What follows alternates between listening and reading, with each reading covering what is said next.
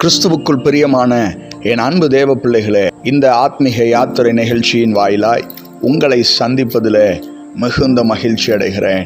இந்த பூமியிலே சில மனிதர்கள் நமக்கு உதவி செய்யும்படியாக என்னுடைய பெயரை மாத்திரம் நீங்கள் இந்த இடத்துல குறிப்பிட்ட இடத்துல கூறுங்கள், உங்களுக்கு தேவையான நன்மைகளை அவர்கள் உங்களுக்கு அருளுவார்கள் என்று சொல்லி சில வேளைகளிலே மனிதர்கள் தங்களுடைய பெயரினுடைய மகிமையை உபயோகப்படுத்தும்படியாக நம்மிடத்தில் அன்பாக கரிசனையாக நம்மிடத்தில் கூறுவது உண்டு.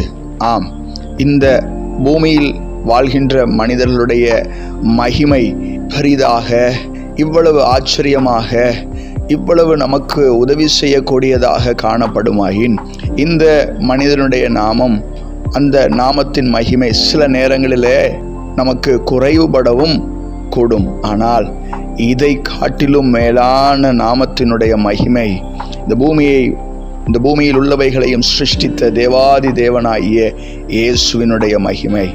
இந்த ஏசாயா 40ஆம் அதிகாரம் 5ஆம் வசனத்தில் கூறுகிறது, கர்த்தரின் மகிமை வெளியரங்கமாகும்.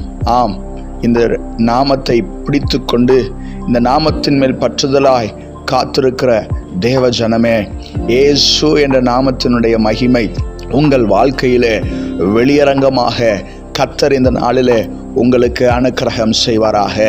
மாம்சமான யாவும் அதை ஏகமாய் காணும்படியாக தேவாதி தேவன் கர்த்தாதி கர்த்தர் இயேசு ராஜா உங்களுக்கு அனுக்கிரகம் செய்வாராக.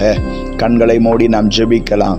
அன்பும் இரக்கம் நிறைந்த நல்ல தகப்பனே, இயேசு என்ற நாமத்தை பிள்ளைகளுடைய வாழ்க்கையிலே மகிமைப்படுத்துவீராக. என் நாமம் பிரஸ்தாபப்படும் எந்த ஸ்தானத்திலும் நான் வந்தவர்களை ஆசீர்வதிப்பேன் என்று சொன்னீரே.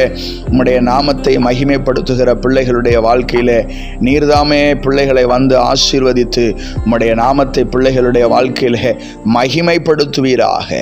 மாம்சமான யாவும் ஏகமாய் காண நீர் அனுக்கிரகம் செய்வீராக. இயேசு கிறிஸ்துவின் இன்ப நாமத்தில் ஜெபிக்கிறோம் ஜீவனுள்ள நல்ல பிதாவே, ஆமேன். God bless you. கர்த்தர் உங்களை ஆசீர்வதிப்பாராக.